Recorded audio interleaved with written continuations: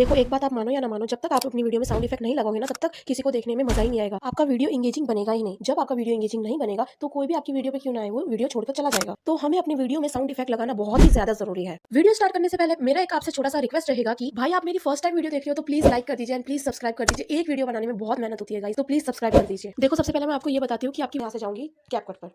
CapCut में जाके देखो, मैं अपनी वीडियो को ऑन करके बताती हूँ। देखो, hello guys, welcome back to my YouTube channel. तो आज इस वीडियो में बताऊंगी कि थंबनेल कैसे बनाते हैं, ठीक है ना। तो गाइस, हमको जाना है, ऑडियो का ऑप्शन दिख रहा है ना, यहाँ पे क्लिक करेंगे, फिर यहाँ से साउंड पे क्लिक करेंगे और यहाँ पे सर्च करेंगे स्वाइप ट्रांजेक्शन। मैंने ये वाला लिया था, ठीक है ना। ये मैंने कर दिया स्वाइप ट्रांजेक्शन। ये देखो, सबसे ऊपर आ गया है स्वाइप ट्रांजेक्शन। ये देखो,